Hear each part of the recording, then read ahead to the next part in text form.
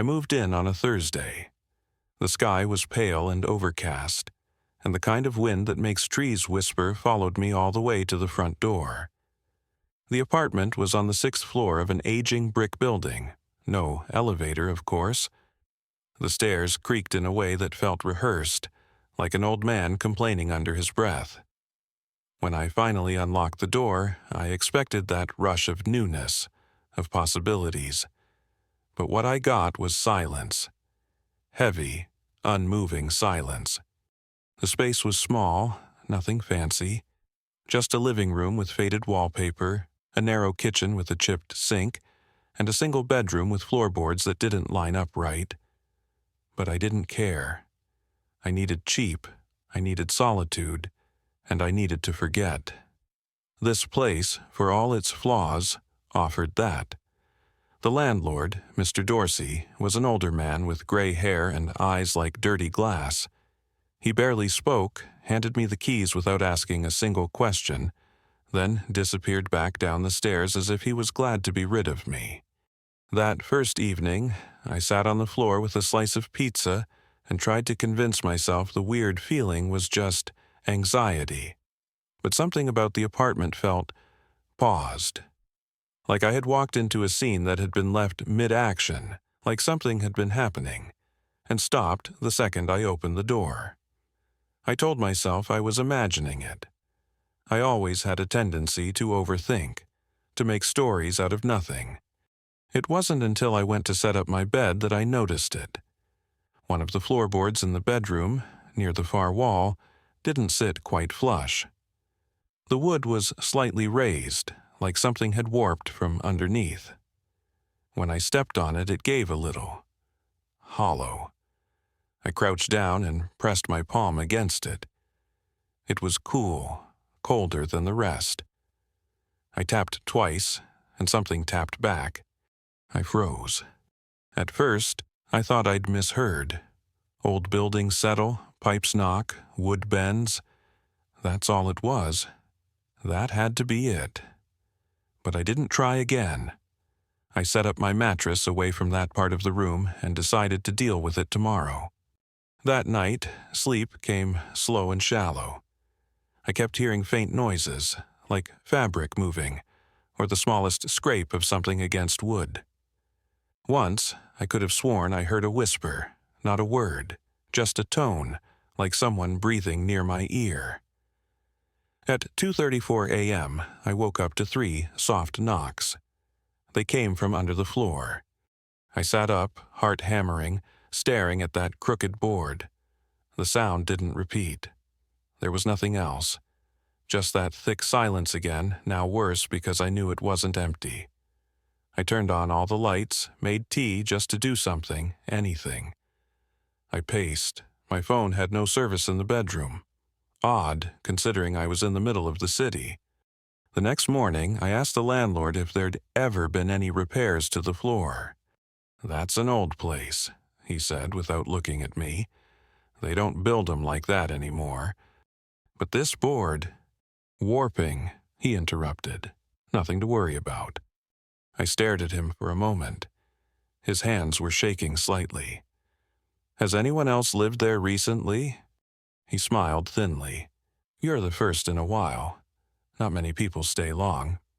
I wanted to ask what that meant, but he was already walking away. I let it go. Back upstairs, I forced myself to ignore the floor. I unpacked more boxes, made coffee, turned on music. Normal things, human things. The board didn't move. The tapping didn't return. For most of the day, it was just quiet. But that night, as I was brushing my teeth, I heard it again. This time from the bedroom. 3 taps. Then a pause. Then 2 more. I stood there, toothbrush frozen in my mouth, staring at the hallway like it might bite me. I didn't go in. I slept on the couch. The dreams came quickly and were not mine. A man standing in a long hallway, a door with no knob, a light bulb flickering in rhythm. When I woke, my hands were cold and stiff, and the window, which I know I had closed, was slightly ajar. I told myself I was tired. I told myself moving was stressful. I told myself a lot of things. But deep down, I knew something was under that floor, and it knew I was there. I couldn't stop staring at the floor. All morning, my eyes kept drifting toward that uneven plank in the bedroom. It was like it wanted attention, just slightly off from the others, the grain of the wood running the wrong way, as if it didn't belong. I told myself I'd had enough of being afraid. If I was going to live here, I needed to know what was under there. So I grabbed a butter knife from the kitchen drawer and knelt down beside it. The edges of the plank were faintly splintered, like someone had once pried it up and then pressed it hastily back into place. As I slid the knife along the seam, I noticed something else. A hairline gap between two boards, just wide enough to glimpse the slightest glint of metal beneath. Not a pipe, not a nail, a shape, a curve. I pressed harder, and the knife slipped deeper. The board lifted slightly, revealing what looked unmistakably like a metal handle, flush with the wood. It was old, tarnished, partially rusted. My heart started racing, not with fear exactly, but with that strange electric curiosity that hits just before something changes. A hidden compartment. A crawl space maybe, a secret someone thought best forgotten.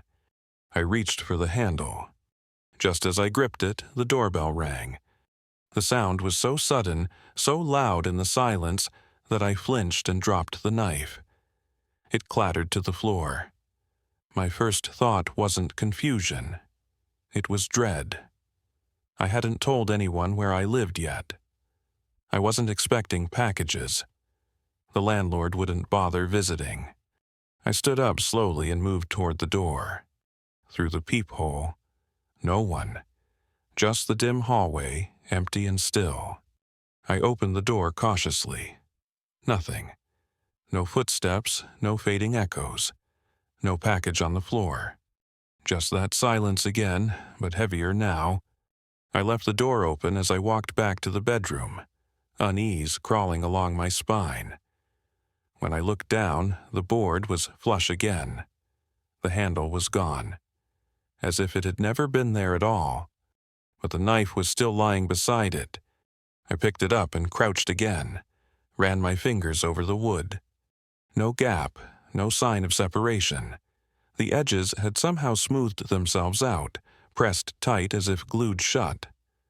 I pressed harder, knocked, solid. It made no sense. Had I imagined it? Had I fallen asleep for a moment and dreamed the entire thing? I didn't think so.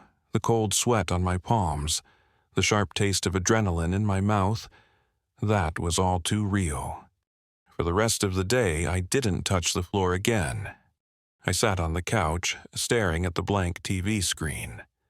A question kept circling in my mind, louder than the silence. Why would someone hide a door in the floor? And who would ring the bell at the exact moment I found it? That night, I barely slept. I kept the lights on, kept the bedroom door closed, but I still heard it. Just after midnight. A faint click, like a lock turning. Then a sound like sliding wood. Then silence again. I didn't check, I couldn't. But I knew the board had moved. And I wasn't the only one who knew it.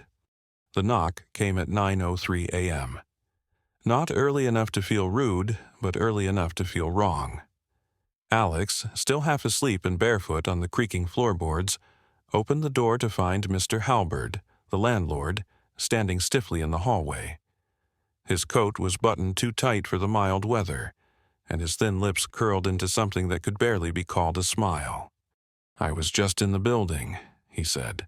"Thought I'd check how you're settling in." Alex blinked, trying to summon the energy for small talk. He wasn't in the mood, not after the night he'd had. The persistent tapping under the floorboards had kept him up for hours. "It's fine," he said, still getting used to the place. Halberd nodded slowly, his eyes drifting past Alex's shoulder into the apartment. Mind if I take a look around? Before Alex could answer, Halbert was already stepping inside. The man moved with strange familiarity, as if he'd been here hundreds of times. He paused by the window, then wandered into the narrow kitchen, running a finger along the countertop like a hotel inspector. When he reached the bedroom, his footsteps slowed. His eyes fell to the warped floorboards near the bed. "You moved something in here?" he asked, voice tight. "Floor looks disturbed." Alex shrugged. "Just cleaned a bit. The boards creak. Figured I might slide a rug over them." Halbert knelt slowly, brushing his palm over the planks. For a moment, the air felt heavier. Then he stood. "These floors are old. Best not to pry them up. Structural stuff."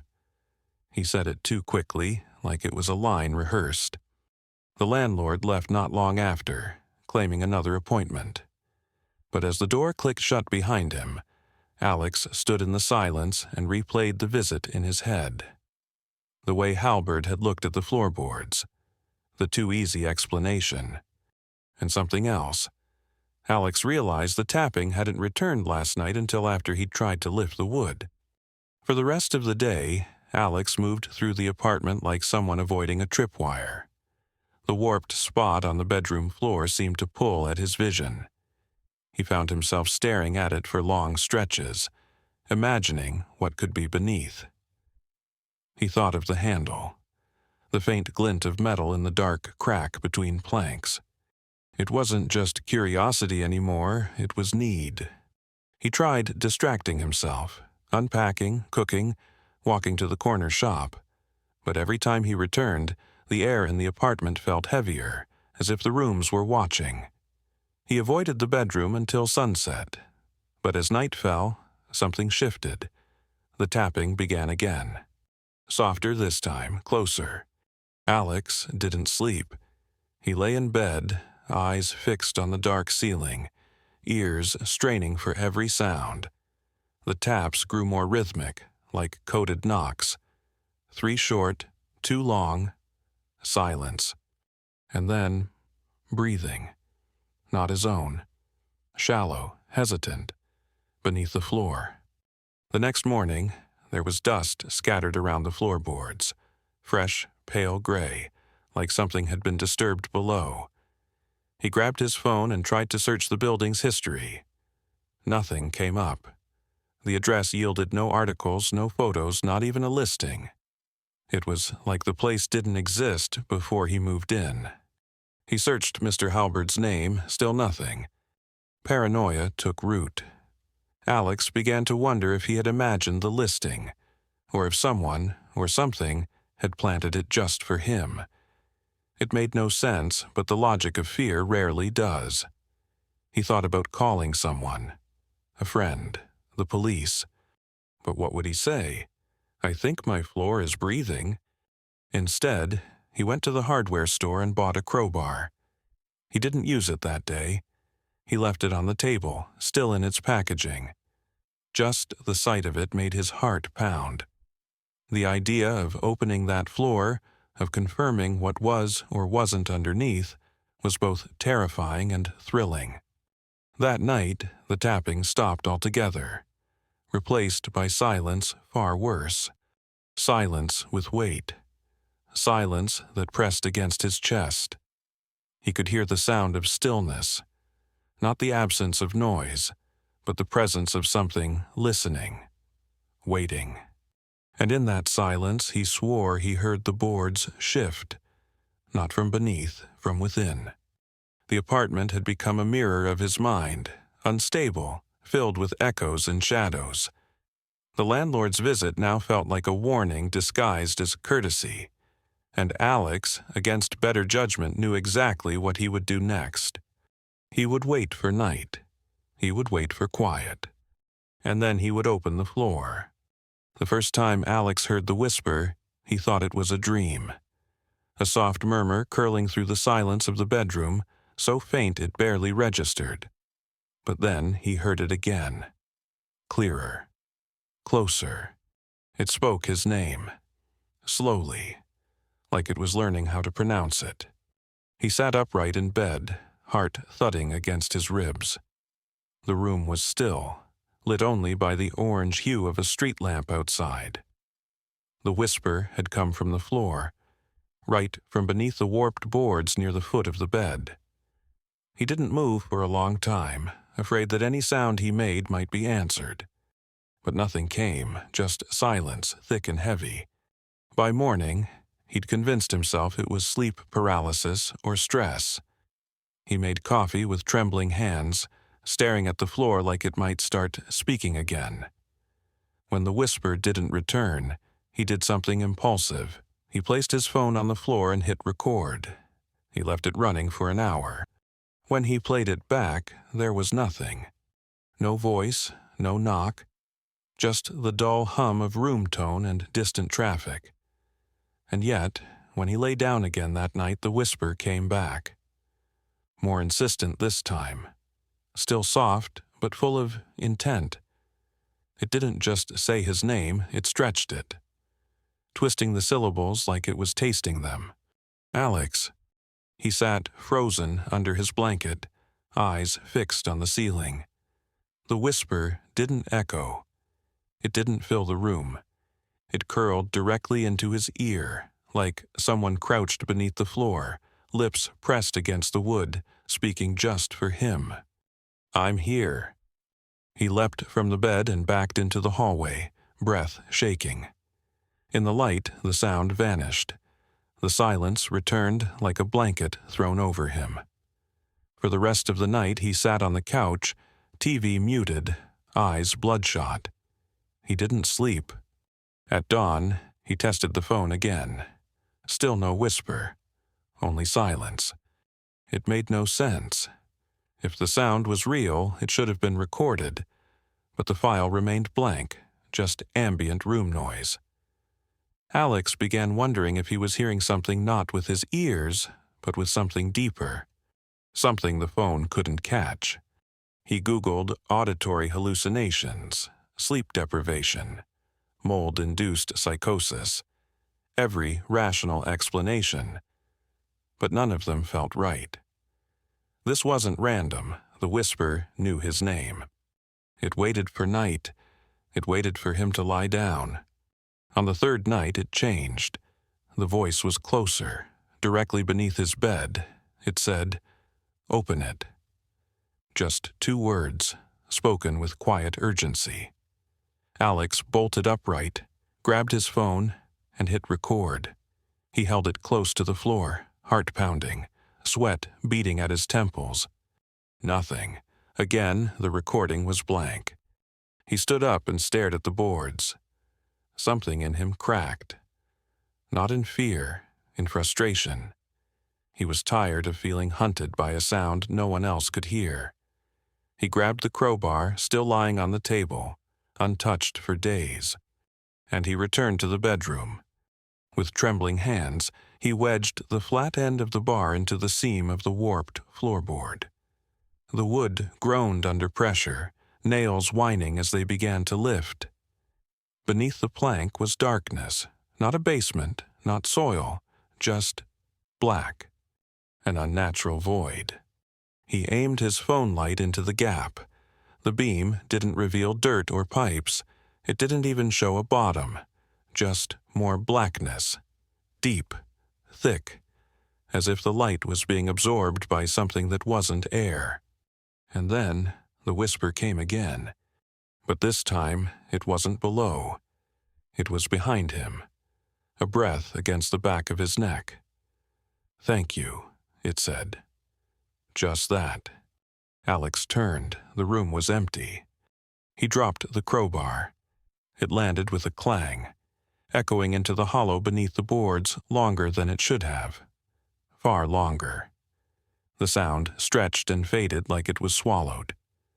That was the moment he realized. This wasn't about what was under the floor. It was about what wanted to come out. Alex didn't sleep that night. He sat on the edge of the bed, eyes fixed on the loosened floorboard, crowbar by his side. The whisper hadn't returned, but its absence felt like a trap. a calm before something worse. At 3:17 a.m., he couldn't wait any longer. With slow, deliberate movements, he pulled up the remaining boards. Beneath them, the metallic handle he'd glimpsed days ago. He grasped it, and with a deep breath, lifted. The floor opened with a groan, revealing a narrow shaft. A ladder descended into darkness. But Alex lived on the top floor. There should be nothing below. He stared into the hole, expecting dirt, beams, insulation, anything that made sense. But what greeted him was a staircase carved in rough concrete, with cold air drifting up in steady waves. The breeze smelled old, like dust and time and forgotten things. He aimed his phone's flashlight downward and started climbing. The descent took longer than expected. The metal steps were damp, echoing under his feet with a soft clang. Every breath felt heavier, as if the air thickened the deeper he went. No sound from above, no light from below. Just the rhythmic thump of his own heartbeat, and the growing certainty that something waited for him. At the bottom, he stepped into a space that made his stomach lurch. It was his apartment, or almost his apartment. The walls were the same size, the furniture in roughly the same place, but everything was off. Slightly mirrored, slightly decayed, like a memory reconstructed by something that had never been human. The light flickered overhead, casting long, impossible shadows. His bookshelf was there, but the titles were wrong, the letters twisted. His kitchen counter bore stains that didn't exist upstairs. The fridge hummed softly, though it wasn't plugged into anything. He whispered to himself, "What is this place?" In the reflection of the hallway mirror, Alex saw movement. Not his. Something behind him. He spun around, nothing. But when he turned back, the mirror showed him standing still. Even though he'd moved, his reflection smiled. He staggered backward, heart in his throat. The floor beneath him felt soft, like carpet soaked in water. The lights buzzed louder now, almost angry. In the corner of the living room, the couch began to shift, like something breathing underneath. Alex wanted to run, but his legs didn't respond fast enough. The walls around him seemed closer now, bending inward. The windows were gone, the door was gone. Only the hole in the ceiling, the one he'd come from, remained. And it too was closing. A faint voice whispered again, not from below, from all around him, "Stay!" It wasn't a demand, it was a promise. Or a threat. He bolted toward the ladder, but the steps had changed. They weren't metal anymore, they were wood. Old, rotting, splintering beneath his weight. He climbed anyway, each step groaning, threatening to snap. The apartment below began humming, a low frequency that rattled his teeth. Halfway up, the lights went out completely. Darkness swallowed everything, but the voice was still there. Closer now. "You opened it," it said. "You let it see." Then came the laughter. Dry, distant, broken. He reached the top, heaved himself out, and slammed the floorboards shut behind him. His breaths came in gasps. The apartment above looked normal, too normal, like it had been reset. But now, the air upstairs felt just as heavy as the one below. The whisper didn't follow him back, not exactly. It stayed beneath the boards, like a scent, like static, like something listening, waiting for the next time he couldn't resist opening the floor. The silence felt thicker here, like the walls absorbed sound instead of echoing it. Every object in the room mirrored his real apartment, but not quite. The chair by the window was facing the wrong way. The books on the shelf had the same titles but different covers, and the photographs on the wall showed him, yes, but with people he didn't recognize. He stepped closer to the largest photo. In it, he stood beside a woman with dark hair and two small children, all smiling. His arm was around her. The kids held balloons. None of them looked familiar, but his expression in the photo was unmistakably real. He didn't remember ever being that happy. Alex's breath came slower now, like the air didn't want to leave his lungs. The hallway was dim, as if the shadows were thicker near the edges. The mirror at the far end reflected his figure, but in the image he was standing still while he was slowly walking forward. He froze. The reflection kept moving, smiling. He turned away, heart pounding. As he reached the living room, he noticed something else. The clock on the wall was moving backward, ticking softly, second by second, toward an hour he didn't want to know. He reached to stop it, but the moment his fingers touched the glass, the ticking halted. Then, without warning, all the clocks in the room, 3 of them, he now realized, began ticking in unison. And the sound was deafening. The furniture creaked, not from his movement, but as if it too was adjusting itself, like the room was alive. He backed away from the ticking, only to bump into the kitchen counter. The cabinets were open now, though he hadn't touched them. Inside were plates that looked like his, but each had a small crack, spiderwebbing from the center outward, as if they'd all shattered and reassembled.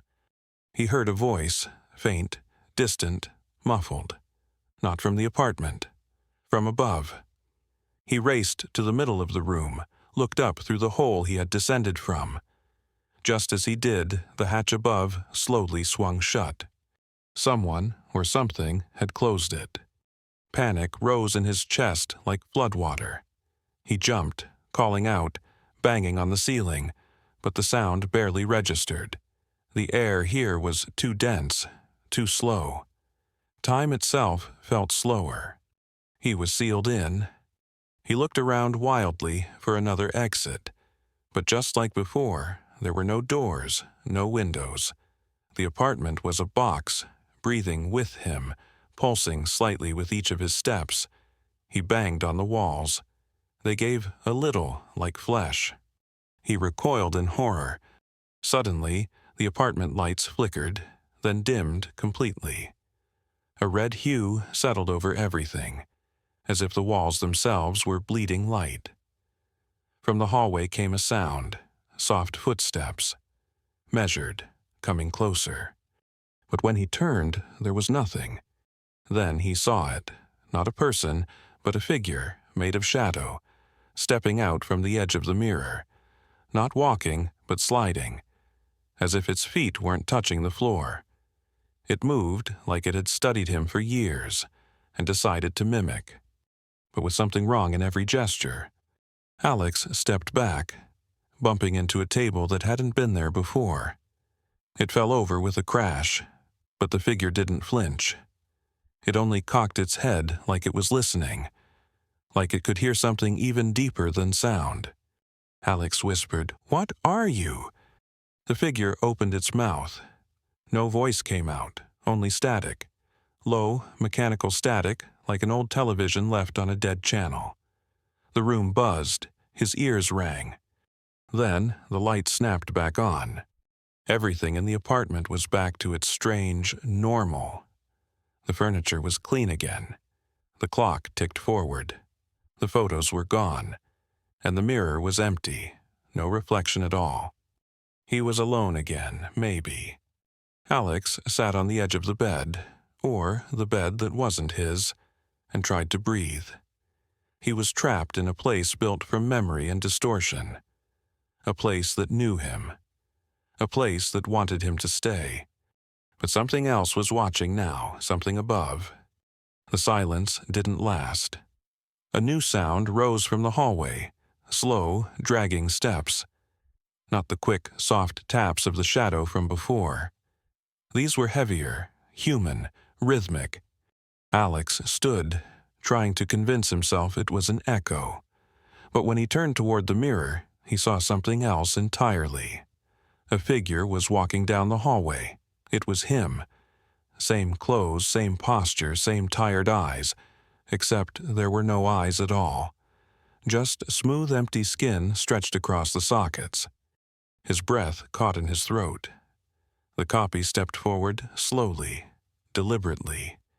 It didn't seem hostile, not yet, but its presence was wrong, deeply wrong, like seeing a reflection step out of a mirror with a thought of its own. "You're not supposed to be here," the other Alex said, voice distant, like it was coming through water. "You weren't supposed to open the floor." The real Alex didn't answer. He couldn't. His voice was caught behind a wall of fear. "I stayed down here," the double continued, circling the room. "You were supposed to stay up there. That was the deal." "What deal?" Alex whispered. The thing didn't answer. It only tilted its head, as if confused he had forgotten. The light dimmed again. The double stepped closer, and for the first time, Alex noticed the air around it shimmered slightly, like heat rising off asphalt. A pulse ran through the floorboards. The apartment seemed to respond to it. The walls moaned faintly. Alex turned and ran, not knowing where to go, but doors had appeared now, where none had been before. He opened the first, hoping for an exit, only to find a copy of the same room he had just left. Everything doubled. He slammed that door and tried another. Same result. Room after room. Endless replicas of his own apartment. Like being trapped inside a recursive memory, playing over and over, never quite the same. Behind him, the steps followed, calm, unhurried. "You can't leave," the voice echoed, not from behind him, but all around. "You gave that up when you opened the floor." Alex ducked into a room and locked the door. His heart was pounding so loud it drowned out everything else, except the breathing on the other side. He searched the room. The layout was nearly identical, but the mirror was cracked, spiderwebbing out from the center like something had punched through from the inside. In its reflection, Alex saw two versions of himself. One standing behind him, too close. He turned. No one was there. The whispering returned, different this time. Layered. Many voices speaking in unison. He doesn't belong. He broke the threshold. Now, the exchange begins. He backed into a corner, gripping a lamp like a weapon. Suddenly, the door creaked open. The double stood there, smiling. No eyes, just skin, but still, somehow, smug. It didn't attack. Instead, it spoke again. "You've lived in that shell long enough. Let someone else try it on." Alex shouted and swung the lamp, but the double vanished like smoke. The lamp shattered against the wall. He stumbled forward, trying to escape the spinning confusion in his head. Everything was wrong. Everything. Each room was bending now. Corners stretched, ceilings dipped, furniture rippled like waves in water. The hallway behind him kept growing longer, and no matter how far he ran, he was always the same distance from the sound of footsteps. The other him never hurried. It didn't need to. Then he saw it. A final door. Not a replica, not like the others. This one was steel, bolted, with heavy red paint smeared across it like a warning. He ran for it, slammed his body against it. It didn't budge. But behind him, silence. He turned, and the copy was gone. Just emptiness now. Stillness. He waited, breathing hard, wondering if it was over. But he knew better. It was never over, not here. The walls sighed, the ceiling flickered. The apartment, or whatever it was now, felt like it was breathing again. Inhale, exhale. With each breath, the rooms grew darker, and the whisper returned. He left the door open. Alex stood at the edge of a truth he didn't want. This place wasn't haunted by ghosts. It was haunted by possibilities, echoes of himself, decisions he didn't remember making, and something that had been waiting, patiently for someone like him.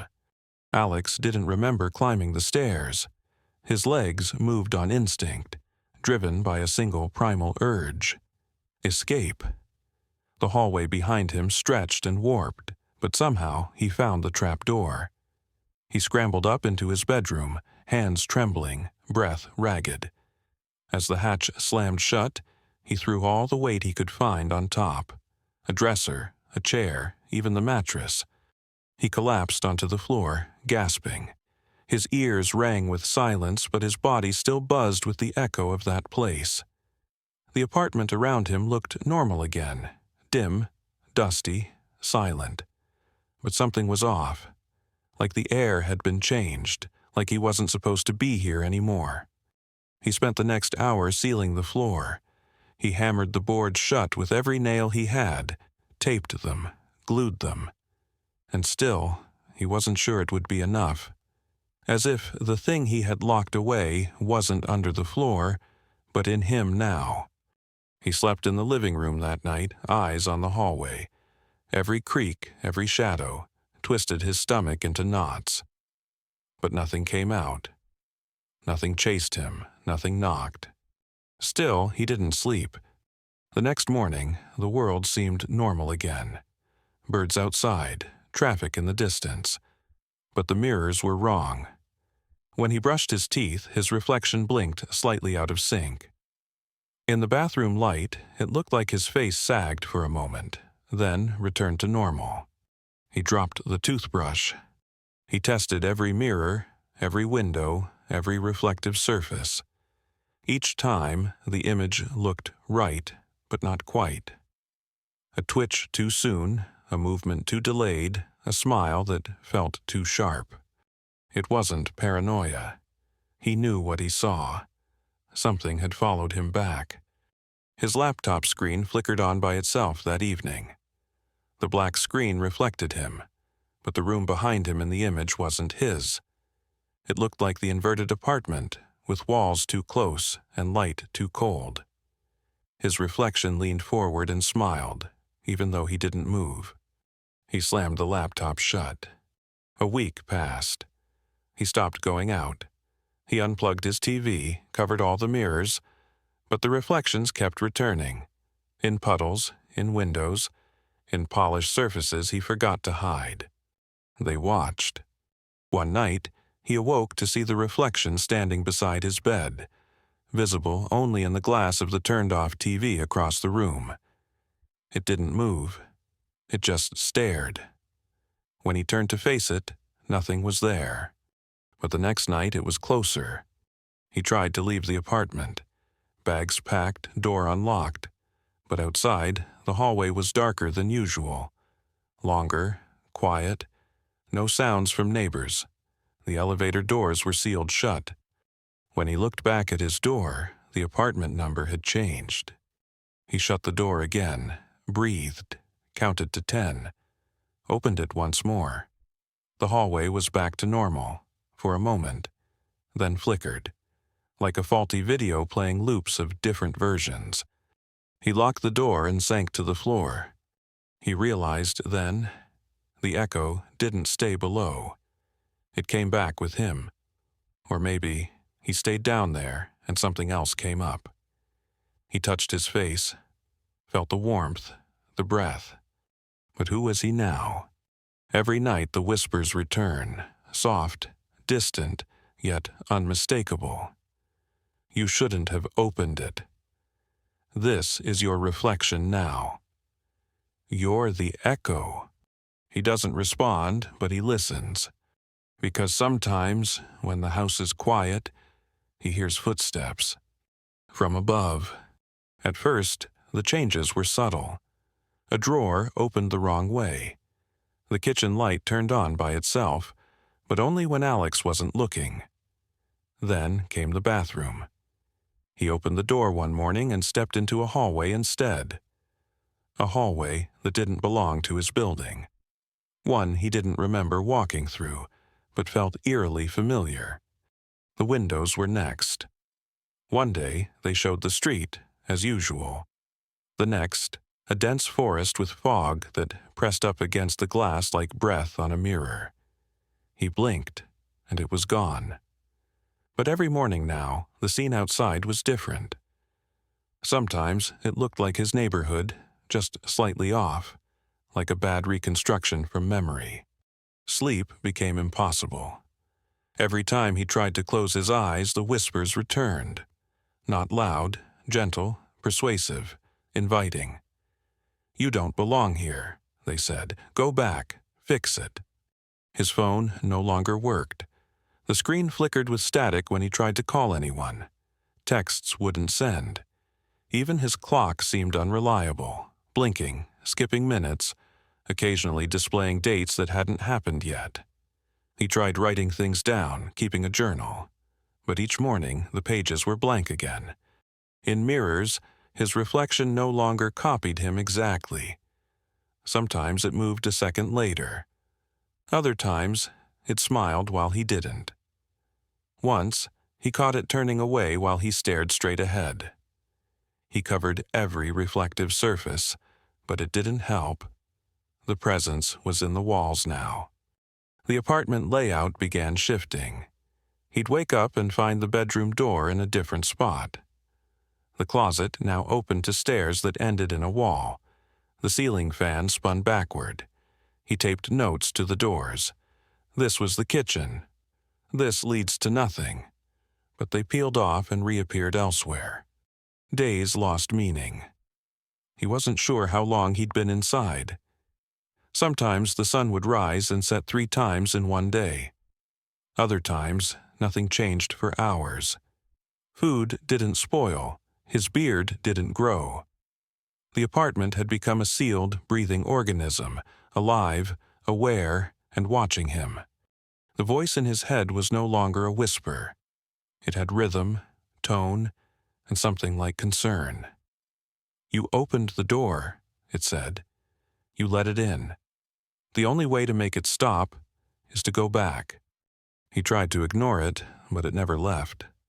Then came the smells. Burnt metal, wet stone, and something like old hospital corridors. They'd drift through the vents, curling around corners, soaking into his clothes. At night, the floorboards beneath him pulsed like a heartbeat. Something down there was still awake. He set alarms to remind himself who he was. Sticky notes, audio recordings, but his voice sounded different now, distorted, unsure. He couldn't remember when exactly he'd last heard another human voice. Sometimes, even his own reflection looked afraid of him. Eventually, he stopped fighting. He sat at the foot of the bed, staring at the hatch in the floor. The boards were still nailed shut, but he could feel the pull. Like gravity, but sideways. The voice was louder now, not a suggestion, but a promise. "You're already halfway gone," it said. "Down there, it will make sense." And for the first time, Alex believed it. Alex stood over the hatch again. The boards, once nailed shut in desperation, were now loose, as if the apartment itself wanted him to return. He barely remembered pulling the hammer out of the drawer or removing the barricade of furniture. The whispers weren't whispers anymore. They were invitations. Calm, confident, welcoming. The hatch creaked open without resistance. Cold air drifted up from the darkness, damp and sour, like a cave that had been sealed for decades. He hesitated at the edge of the opening, looking down into what should have been impossible space. The stairs were there again, spiraling into nowhere. Each step felt familiar, not in memory but in muscle. His body knew the way, even if his mind resisted. At the bottom, the apartment returned, or some ghost of it. The furniture was older, rotting, covered in dust. The wallpaper curled at the edges like burnt paper. Photos on the wall had faded, but Alex's face still stared out, warped and cracked. Only now, the rooms were larger than before, stretched unnaturally like something was trying to mimic human dimensions, and failing. He walked through the space cautiously. Shadows moved independently of any light source. Windows opened into black voids that pulsed like lungs. Every surface had a subtle shimmer, as if the world was wrapped in a film of static. The air hummed with the same frequency he'd once heard through his radio. It wasn't a sound, it was presence. Then, from the far end of the hallway, he appeared. The other Alex. But this time, he looked perfect, identical in every way. The eyes that were once missing were now present but empty. No iris, no life, just mirrors. He smiled and said, "Took you long enough." Alex tried to speak, but the words caught in his throat. The other one circled him, inspecting, grinning. "You left the door open," he whispered. "You let me out. Now you have to stay." The lights above flickered. The hum grew louder. He turned to run, but the hallways shifted. Doors vanished. The ceiling dropped. The walls bled into each other like watercolors. The world was melting, folding around him, pushing him back toward the center of the room where it all began, where the floorboards had creaked, where the signal first echoed. The other Alex didn't follow. He stood at the threshold watching, smiling with teeth that weren't quite right. "Every cycle needs a trade," he said. "You were the visitor. Now you're the fixture." Then he stepped upward, through a ceiling that should not have existed, and vanished. Alex screamed, but no sound came out. He beat on the walls. He clawed at the mirror versions of his life that now closed in around him. But the apartment wouldn't let go. The hatch above sealed with a final, echoing click. The lights dimmed, and the hum. It steadied, like breath, like sleep. Above, in the apartment now empty, a phone buzzed once on the counter. A new listing had gone live. Top floor unit available, quiet building, ideal for solitude. And somewhere deep in the floorboards, behind the radio static, Alex's voice whispered, "Hello, can anyone hear me?" Time passed differently here. Alex couldn't tell if minutes or days were slipping by, only that the weight of decision pressed heavier with each breath. The apartment, or whatever it truly was, had stopped shifting. It waited, like a ritual that required a final step, like something ancient and patient. A doorway appeared where no wall had been before. Inside was a room he had never seen, though it felt intimately familiar. There was no furniture, only a full-length mirror. But the mirror didn't reflect him. It showed choices. Images flickered across the surface. His childhood, his name etched in crayon. His mother's voice on a birthday morning. A rainy street where he'd once fallen in love. Then another image. The other Alex, standing in sunlight, smiling, free. A voice, not his own, but shaped like his thoughts, whispered, "Only one may return." He felt it like a contract being handed to him, not in paper but in feeling. One path would take his name, one his memories, one someone else. Another would be taken, left in this place, so that the balance stayed. He didn't ask who. He already knew. The options burned into his mind like scars. He stood in front of the mirror, breath shallow, fingers trembling. Behind the glass, his reflection moved slightly out of sync. It smiled. For a moment, he thought he heard 1,000 voices whispering all at once, and among them, his own. He reached out. The mirror went black. We never see what he chose. But upstairs, in the world above, the apartment door opened with a click. A man walked out, same face, same eyes, but something in his gait was different, calmer or colder. He didn't look back. He didn't need to. Inside, the mirror cracked.